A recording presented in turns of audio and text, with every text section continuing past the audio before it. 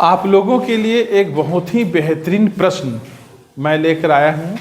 यह आसान है लेकिन इम्पॉर्टेंट है। यह प्रश्न जवाहर नवोदय विद्यालय प्रवेश परीक्षा 2024 में पूछा गया था। जब भी आप लोग मैथ के प्रश्नों को हल करेंगे तो सबसे पहले प्रश्न को ध्यान से पढ़ेंगे और प्रश्न को समझने की कोशिश करेंगे।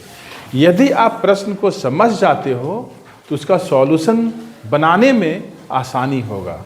जवाहर नवोदय विद्यालय में जो भी प्रश्न पूछे जाते हैं सारे प्रश्न ऑब्जेक्टिव होते हैं। सही आंसर को OMR शीट में रंगना है। यदि आप लोग मैथ को सिस्टमेटिक तरीका से नहीं भी बनाते हो तो कोई दिक्कत नहीं है। रफ करना है और रफ करने के बाद जो आंसर आता है उसे OMR शीट में रंग देना है। प्रश्न आप लोगों के लिए है, कितने 1/6 को मिलाने से 41.2/3 होगा। ठीक है, प्रश्न ये बोल रहा है 1/6 कितना होगा, कितनी संख्याओं में होगा जिसे यदि हम लोग मिला दें तो 41.2/3 प्राप्त होगा। ये हम लोगों को जानकारी नहीं है कि कितना है, वही तो निकालना है। ठीक है, तो हम लोग मान लेते हैं कि 1/6 x है। 1/6 का नंबर कितना है, x है।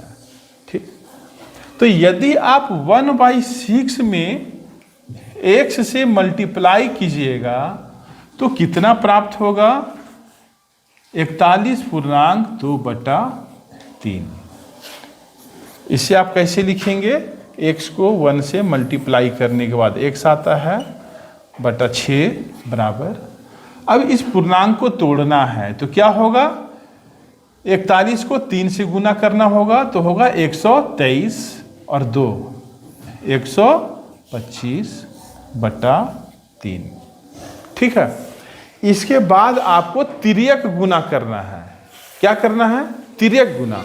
तिर्यक गुना का मतलब होता है तिरछा तिरछी गुना। x को 3 से गुना करना होगा।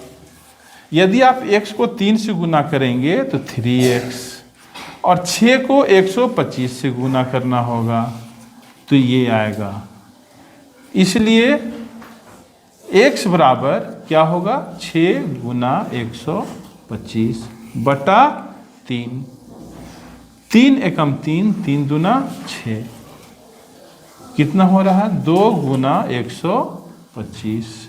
जब आप इसे गुना करेंगे तो कितना होगा, 125 को 2 से गुना करने पर आएगा 250।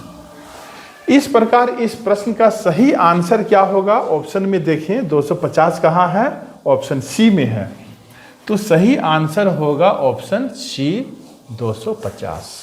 कहने का मतलब है 1/6 250 होगा। मतलब 250 से यदि आप इसे गुना करेंगे तब इतना आएगा, है ना।